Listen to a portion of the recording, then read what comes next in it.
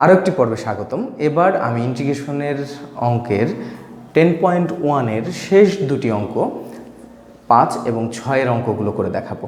10.1-এর আগেও আরও 2 থেকে 3টি পর্ব আমার চ্যানেলে আপলোড করা আছে। সেই 2-3টি পর্ব যদি তোমরা দেখে নিতে চাও তাহলে অবশ্যই আই বাটনে ক্লিক করে এবং ডিসক্রিপশনের লিঙ্ক থেকে এই ভিডিওগুলো দেখে নাও এবং ইন্টিগ্রেশনের বেসিক নিয়ে আমাদের যে ভিডিওটি আমাদের চ্যানেলে আছে সেটি দেখে নাও, তাহলে তোমার জন্য হেল্পফুল হবে। তো শুরু করা যাক, কথা না বাড়িয়ে। আমরা 5 নম্বর অঙ্কটি করব আজকে। 5-এর 1 আমাদের যে অঙ্কটি দেওয়া আছে সেটা হচ্ছে integration of tan x plus cot x whole square dx। তো এটাকে আমরা simply a plus b whole স্কোয়ারের সূত্রে ভেঙে দিব। tan square x plus cot square x plus 2 tan x into cot x a plus b whole স্কোয়ারের সূত্রে ভেঙে দেওয়া হয়েছে a square plus b square plus 2ab। এখন tan স্কোয়ার এক্সকে, যেহেতু tan স্কোয়ার এক্সের কোনো সূত্র নেই, আমরা এটাকে লিখতে পারি tan square sec square minus tan square equal to 1। So এটা sec square x minus 1 equal to tan square x plus cot square cosec square minus cot square equal to 1, cosec square x minus cot square x equal to 1। So cot square এক্সের জায়গায় লেখা যায় cosec square x minus 1, এবং tan x এবং cot x একে অপরের বিপরীত হয়। tan x into cot x মানে হচ্ছে 1/tan x, এটা একে অপরকে কেটে দিলে এখানে 1 হয়ে যায়, অতএব প্লাস 2 dx। এখন খেয়াল করো, এই 1 এই মাইনাস 1 আর এই 2 প্লাস 2 যোগ বিয়োগে 0 হয়ে যায়, অতএব আমাদের কাছে থাকে sec square x dx plus integration of cosec square x dx। So sec square এক্সকে ইন্টিগ্রেশন করলে আমরা জানি tan x হয় এবং এটা মাইনাস cot x হয় প্লাস সি, এটাই অ্যান্সার। সো 5-এর 1 নাম্বারটা হয়ে গেল। 5-এর দ্বিতীয়টা আমাদের বলছে sec square x cosec square x dx। এইটি এই অধ্যায়ের সবচেয়ে বেশি আসা অঙ্ক। 5-এর দ্বিতীয়টি খুবই গুরুত্বপূর্ণ একটি অঙ্ক, এটা কয়েকবার বোর্ডে আসছে। তো এই অঙ্কটিতে আমাদের বলছে sec square x into cosec square x, integration of sec square x cosec square x dx।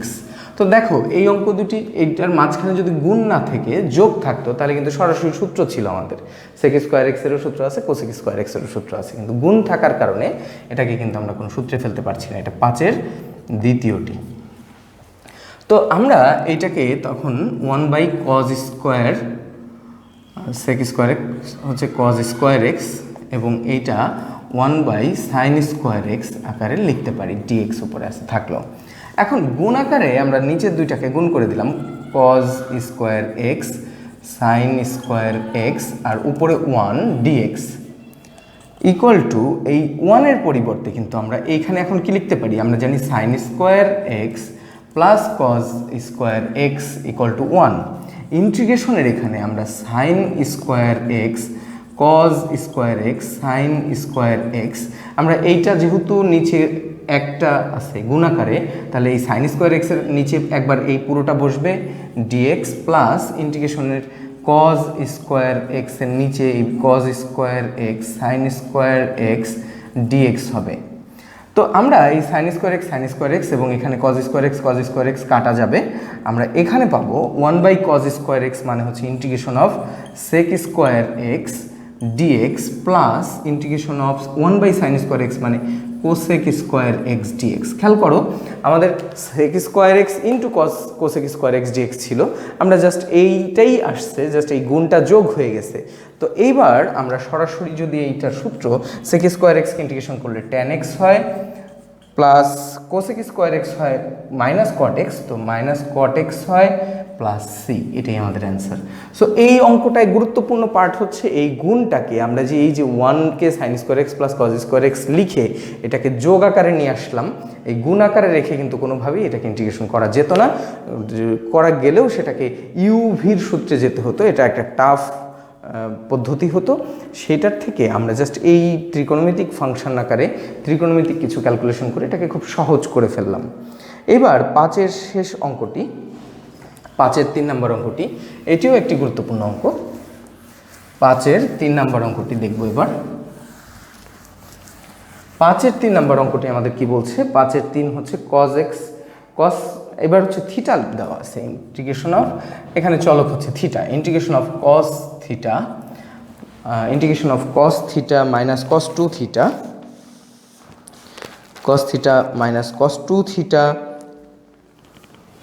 cos 2 theta divided by আমাদেরকে নিচে আছে 1 minus cos theta, 1 minus cos theta d theta দেওয়া আছে।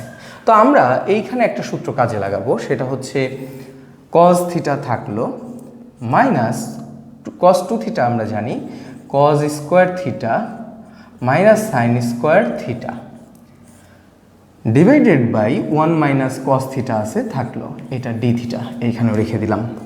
এর পরের লাইনে গিয়ে আমরা কি করব? এটা হচ্ছে cos theta minus cos square theta,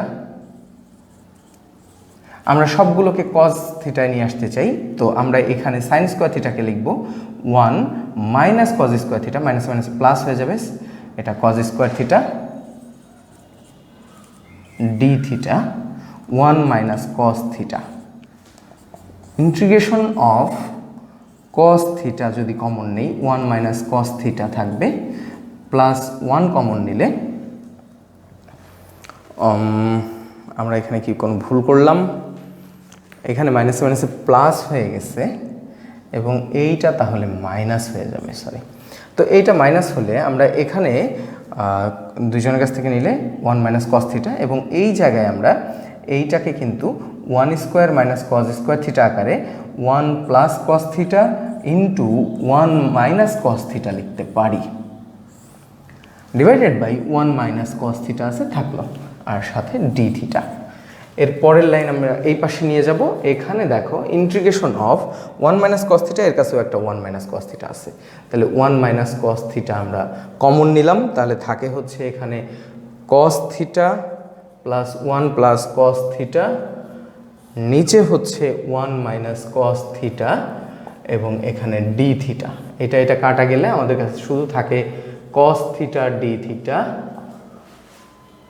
2 cos theta, sorry 2 cos theta plus cos theta, 2 cos theta plus integration of 1 D theta, এখানে 2 integration of cos theta d theta plus integration of d theta, এখানে আমরা 2 cos থিটাকে লিখতে পারি sine theta plus D theta শুধু theta plus C, এটাই আমাদের ইন্টিগ্রেশনের answer.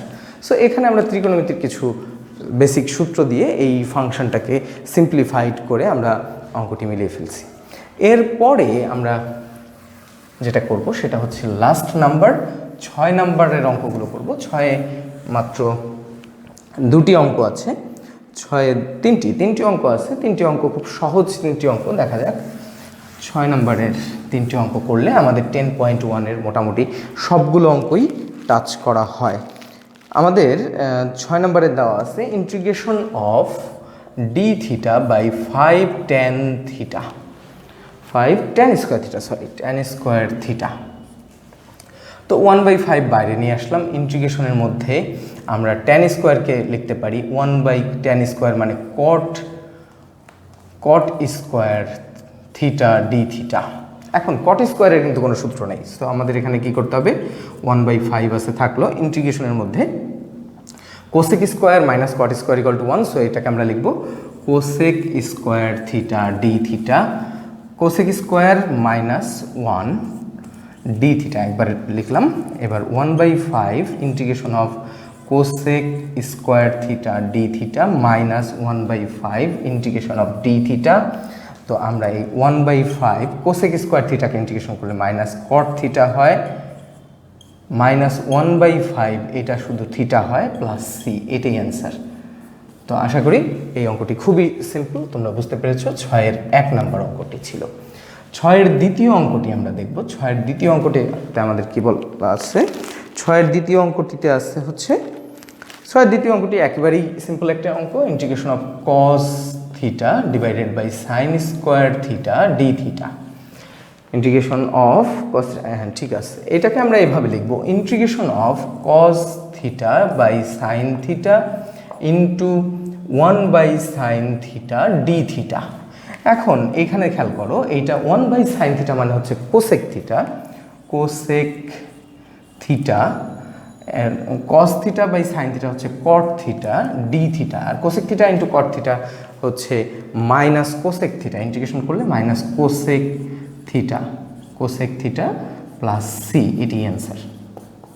তো সরাসরি সূত্রে পড়ে যাবে যদি তুমি একটু ত্রিকোণমিতিক ক্যালকুলেশন করো, আর ত্রিকোণমিতিক ইন্টিগ্রেশনের ফাংশনগুলোকে মানে ত্রিকোণমিতিক ফাংশনগুলোকে ইন্টিগ্রেশন করলে কি হয় সেই সূত্রগুলো যদি একটু মাথায় রাখতে পারো, এইগুলো সিম্পলিফাই করা কিন্তু খুব সহজ।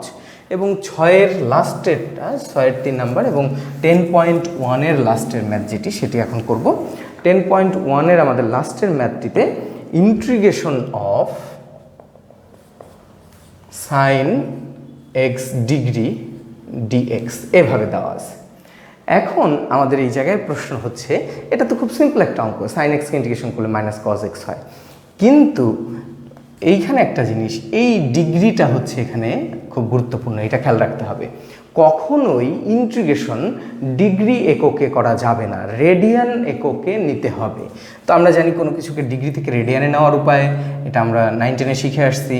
কোনো এক্স ডিগ্রিকে এক্স রেডিয়ানে নিতে হলে π/180 দিয়ে গুণ করতে হবে ডিএক্স।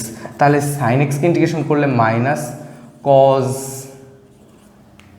এক্স, এক্স হচ্ছে π/180টাই এখানে এক্স, কিন্তু এটা তো এক্স না।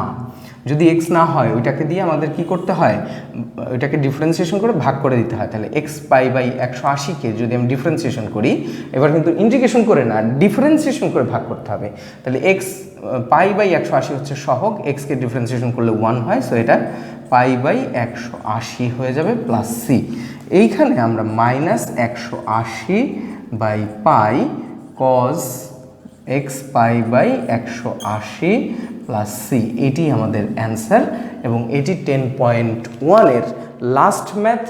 10.1-এর 6টি অঙ্কের 6টির প্রতিটি অঙ্ক আমরা করে ফেলেছি। সো আশা করি প্রতিটি অঙ্কই তোমরা বুঝেছো। কোনো সমস্যা হলে, কোনোটি বুঝতে সমস্যা হলে আমাকে কমেন্ট সেকশনে জানালে আমি সেটিকে আবার বুঝিয়ে দেওয়ার চেষ্টা করব। আর প্রত্যেকটি অঙ্ককে তোমরা কয়েকবার করে প্র্যাকটিস করবে এবং বুঝে করার চেষ্টা করবে। প্রথম কথা এবং শেষ কথা, প্রতিটি অঙ্ক বুঝে করার চেষ্টা করো। আর কোনো জায়গায় সমস্যা হলে কমেন্ট সেকশনে আমাদেরকে জানাও, আমরা সেগুলোর সমাধান সঠিকভাবে দেওয়ার চেষ্টা করব। এবং পরবর্তী পর্বে 10.2 থেকে আমাদের ইন্টিগ্রেশনের সবগুলো ম্যাথ এভাবে ধারাবাহিকভাবে করানো হবে। আর তোমাদের ফার্স্ট পেপার এবং সেকেন্ড পেপার সব ম্যাথ একেবারে ধারাবাহিকভাবে প্রতিটি ম্যাথ এভাবে করানো হবে। তো প্রতিটি অধ্যায়ের জন্য আলাদা আলাদা প্লেলিস্ট থাকবে, সেই প্লেলিস্ট অনুযায়ী তোমরা ভিডিওগুলো দেখবে এবং তোমাদের যেই বন্ধুরা আছে সবাইকে এই প্লেলিস্টগুলো বা এই লিঙ্কগুলো শেয়ার করে জানিয়ে দিবে। এই বলে আজকের মতো এখানেই শেষ করছি। ধন্যবাদ সবাইকে।